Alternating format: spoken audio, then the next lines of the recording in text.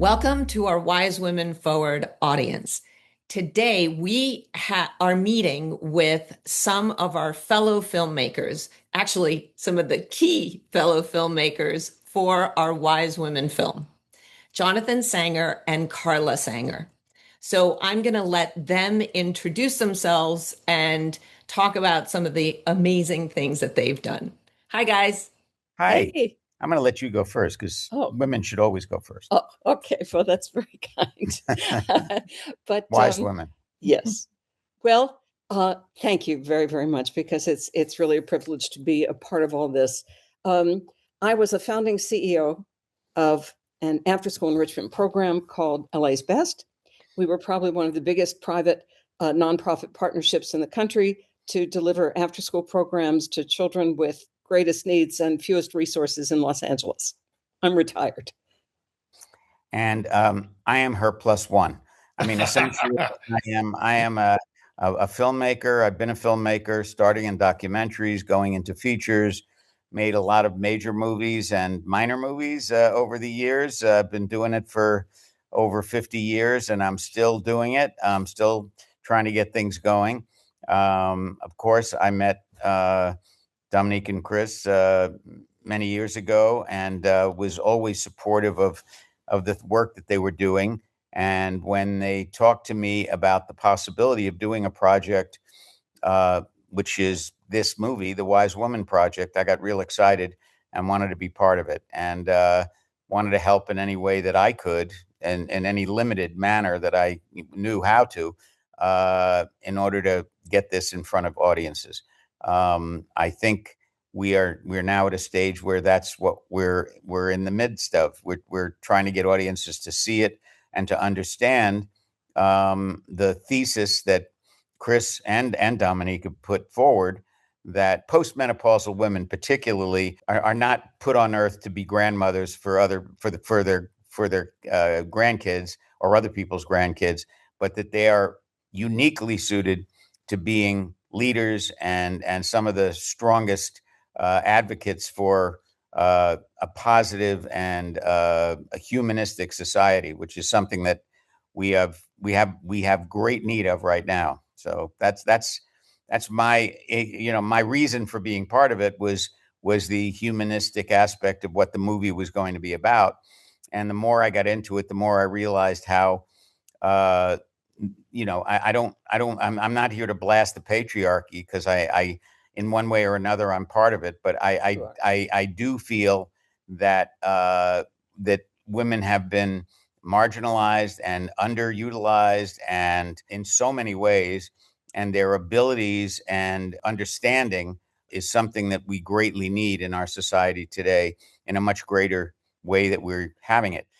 What the movie does, I think, in a major way, is indicates that the sense of strength in women really is almost biologically driven. I mean, it's something that the when we go back to anthropologists and biologists and even doctors today, we find that very few, not that everybody knows about it, but when you dig deeply, you realize how important women have been to the growth of our civilization in the way it's been, and they've been almost intentionally marginalized. We're trying to make a change in that thinking.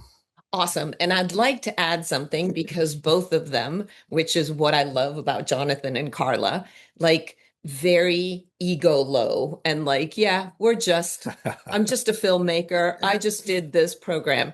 Carla's program started very small and basically spread throughout LA, and she has brought money in from major billionaires. She's worked directly with Arnold Schwarzenegger. She's worked with Jane Fonda, blah, blah, blah. Huge.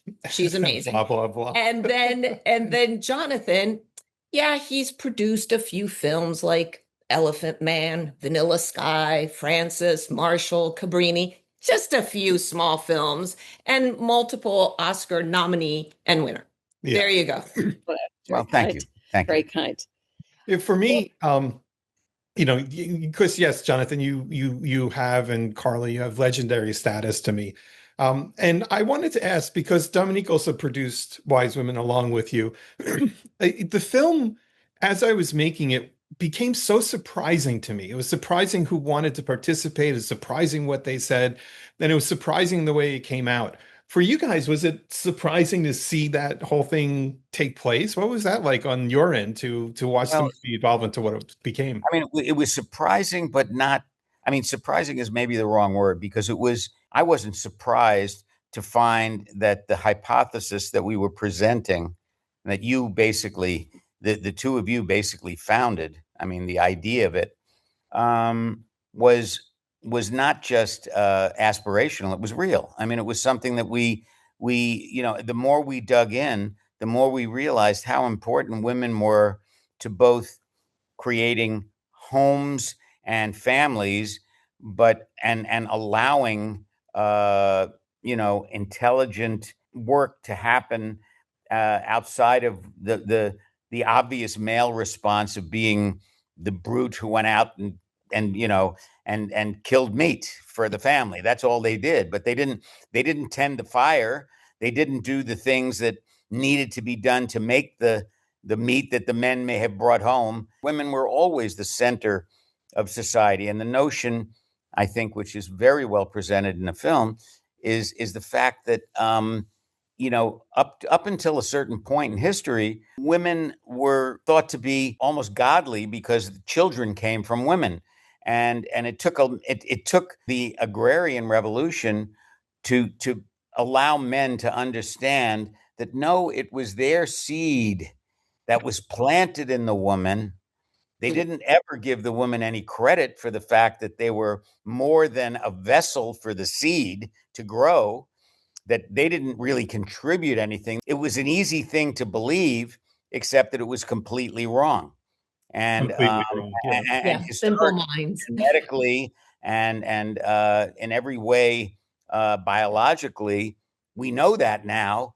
But nobody ever made the shift to thinking, well, wait a minute, women are not only the half contributors to the child that is born, but they're more than that. They're half contributors as well as nurturers and carers, but they also have a lot to say about the growth of that child. I mean, it was very easy, I think, for men to avoid that and say, okay, you're just a brood hen who's taking care of the child, and we're actually the ones who need to run the world, which was totally a misunderstanding of nature, in fact.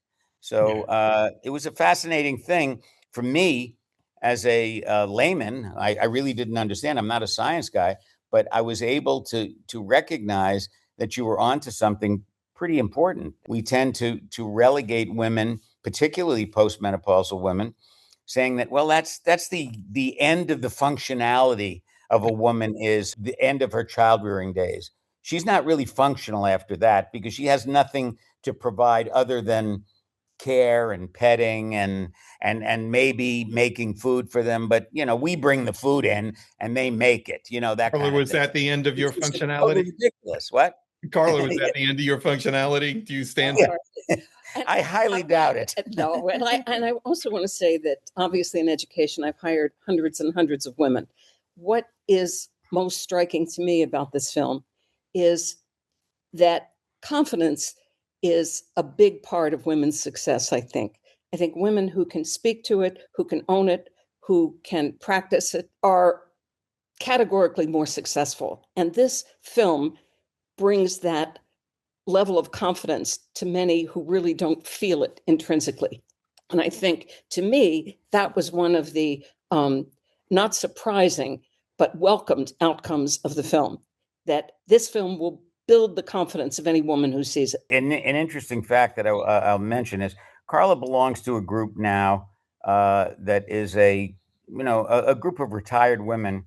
The name basically that it goes by is Fulfillment After Success.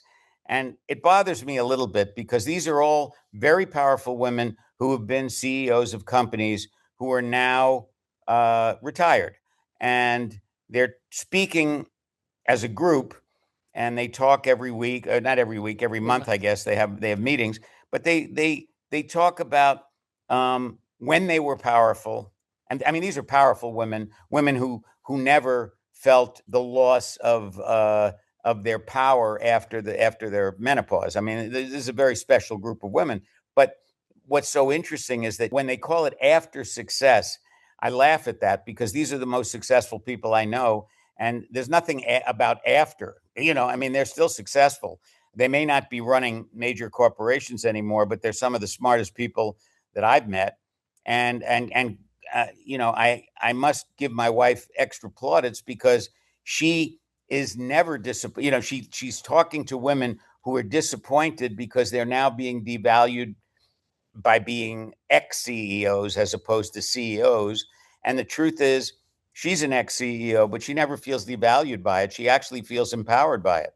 And I think that is, you know, it makes me laugh when we talk about what the discussions were, because so many of these women who have achieved great power are still being held back by the old strictures of patrimony, where they feel, well, yeah, we did it, but it's not, you know, if everybody understood how valuable they were, they wouldn't be feeling such negative, irrelevant feelings after they've been successful. Yeah, they're putting it in the past, like we were powerful when.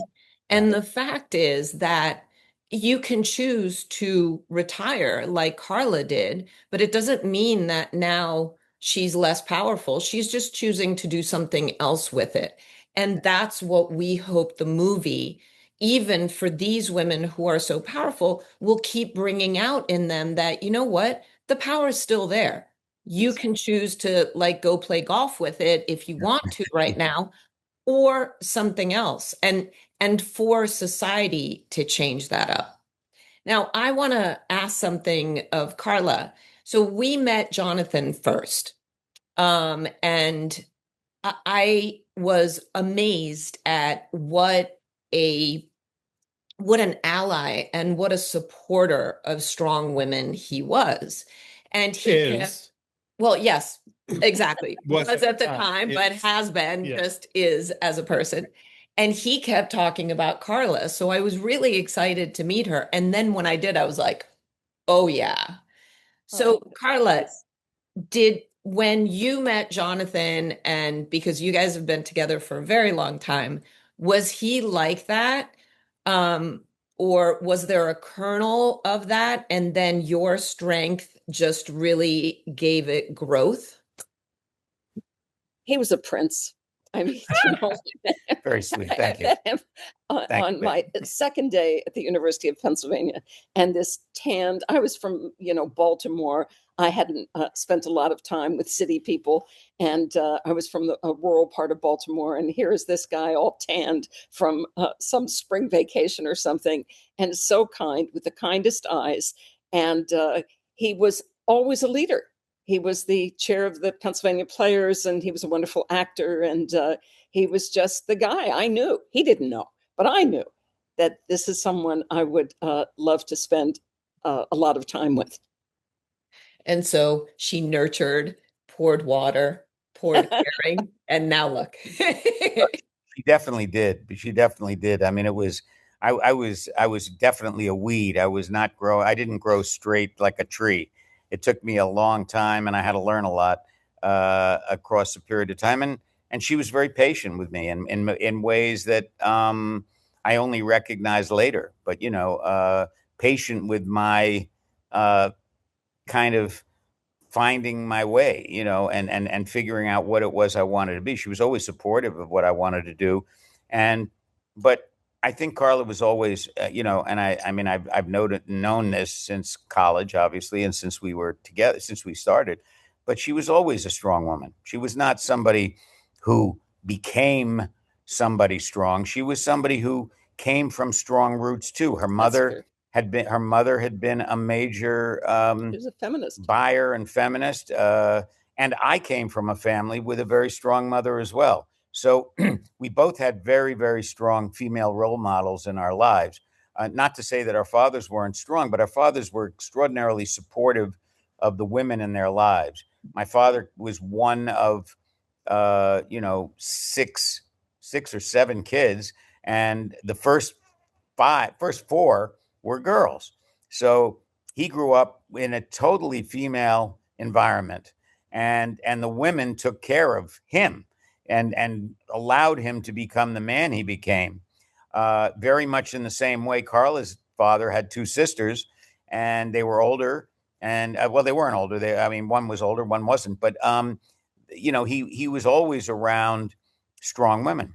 So I think that influenced us as men in growing up. We were never in a situation where women were put down because the women were too strong to be put down. They wouldn't allow that. So we never saw that, and I think that was that was a good part of our upbringing.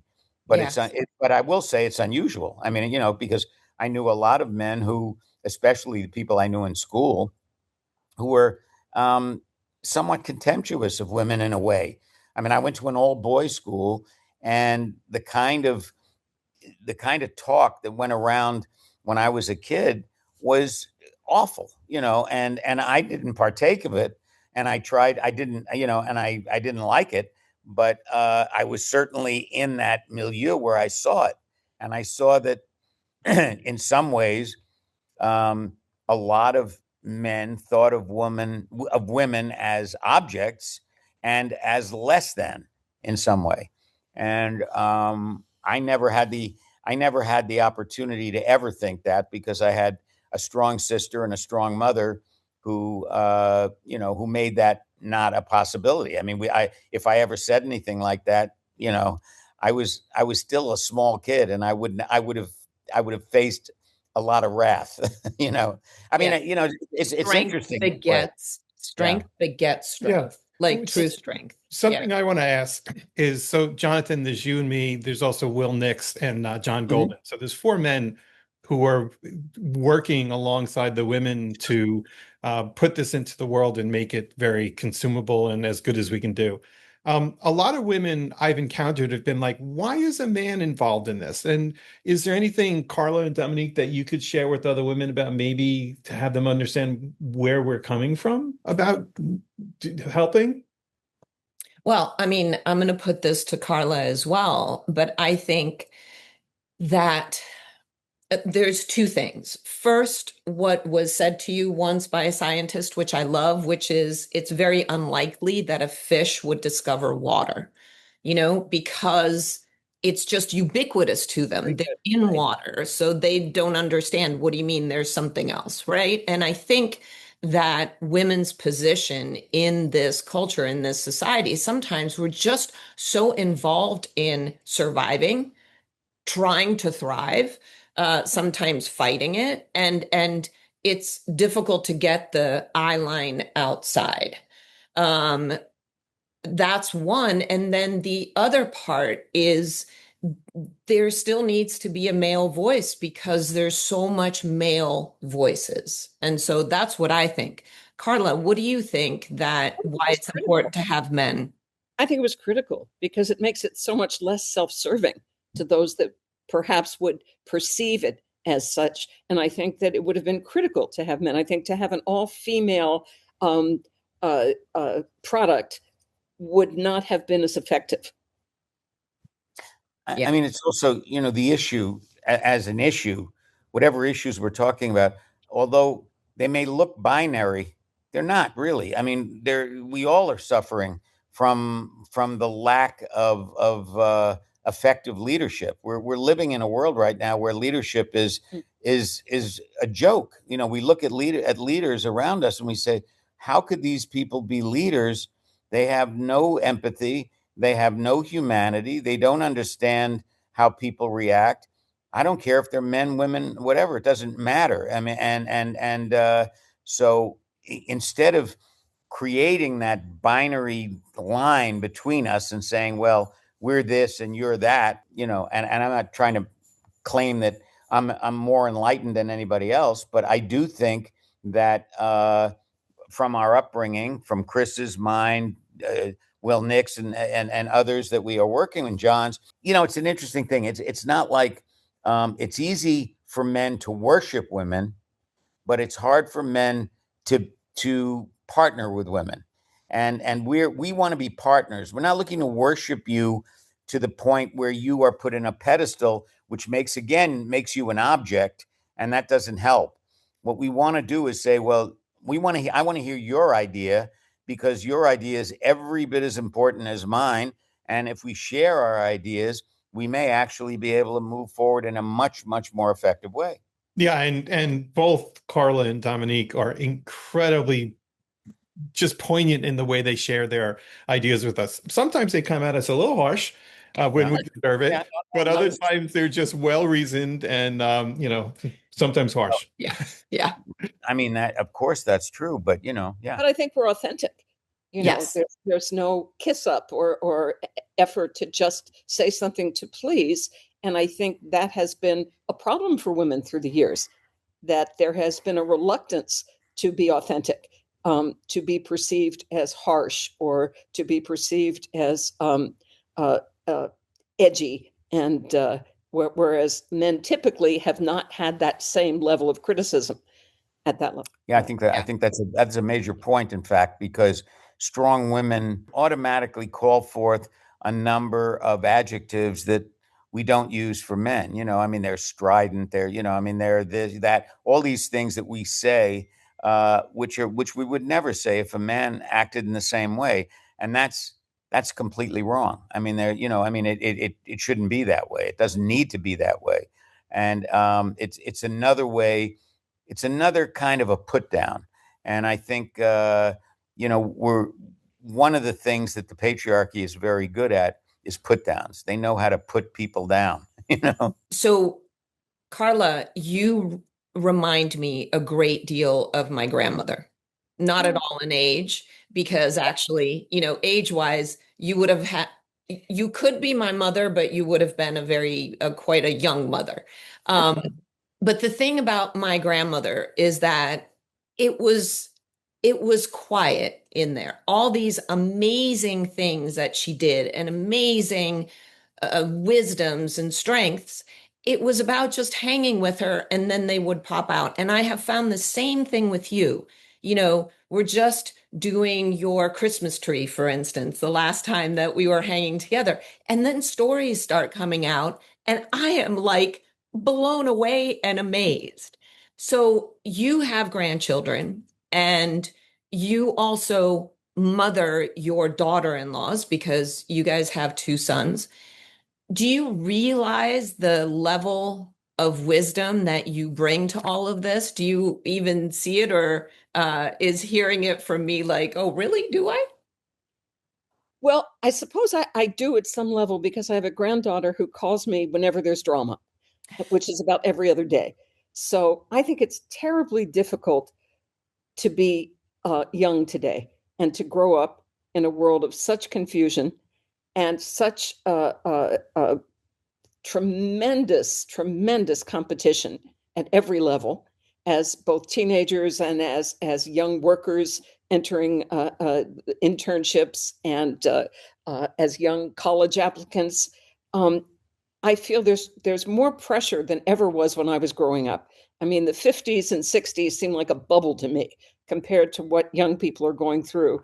And I'm grateful that my children and grandchildren look to me for, whether you call it guidance or just support or just have their backs.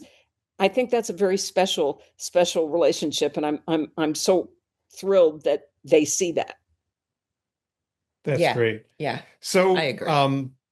To wrap up, we ask everybody, because our current conditions, they sort of make us look backwards. They make us have to look at the last crazy thing that happened an hour ago, a week ago, a month ago, and we keep looking backwards. But we feel like we're going to move along when we look forward.